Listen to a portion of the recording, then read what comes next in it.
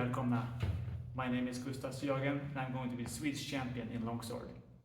I am training to be a fencing champion. What the hell is a fencing champion? A fencing champion.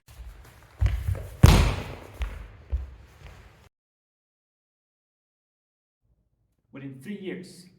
3 years. That's how long I give myself. That's the aim, that's the goal. Swedish champion in Longsword. But that's not all. As some of you may know, I do other disciplines. Longsword is my main one, Swordbuckler is my secondary one, and I actually won the Swedish championship in 2022, somehow, in Swordbuckler. And Saber is my newest one. So my secondary goal is to also be ranked top 100 in all 3 of these disciplines in 3 years. Today is November 4th, 2023. I give myself until 31st of December in 2026. Why, you asked?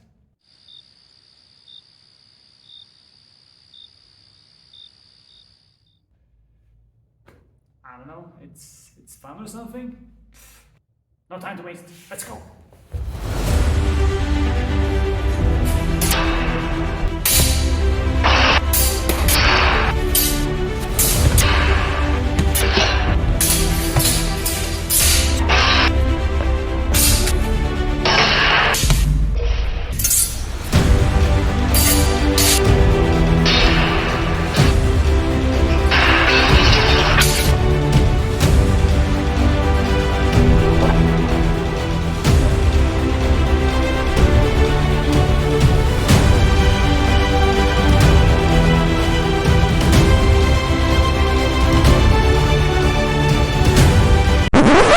Hold up, what is this, a Rocky movie?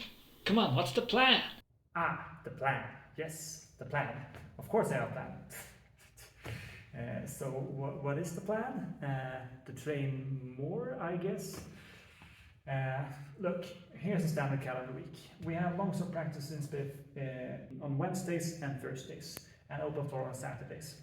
And in my life currently, I cannot practice more than 2 times a week. So I have to prioritize Wednesdays and Saturdays. And this is very complicated by my profession as a doctor in internal medicine. So half the time I don't work office hours. So I'll do the best I can. But hey, I love my job, so what you gonna do? However, there are lots of other exercises outside of the fencing hall you can do to improve your fencing KPI. And I think that's where I can consciously do the largest difference currently.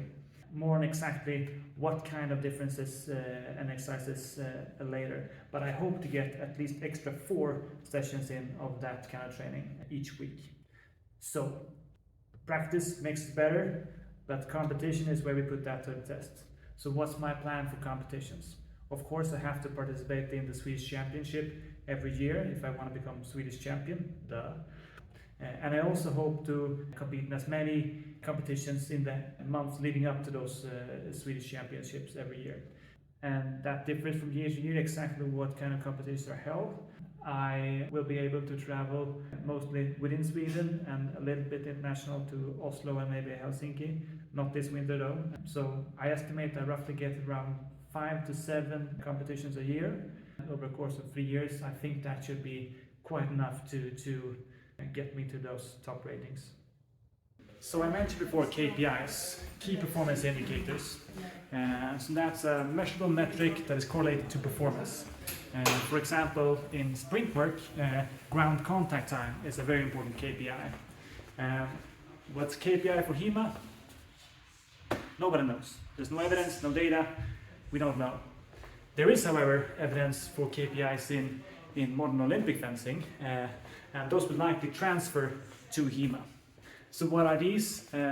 These are stuff like change of direction speed, top lunge velocity, top sword arm velocity, as well as VU2 max up to a moderate level, and stuff like that.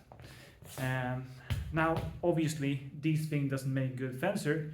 The most important thing that makes a good fencer is being good at fencing, being good at this perception action tactical game itself. But that's hard to measure. And if you want to focus on training on something outside of the fencing hall, outside of the fencing, These are things we know have the greatest impact in modern air fencing, and is therefore likely to have the greatest impact in HEMA, is my assumption. Next, at how I will train these and how I will measure these, well, that's for the next video. All right, Harbor.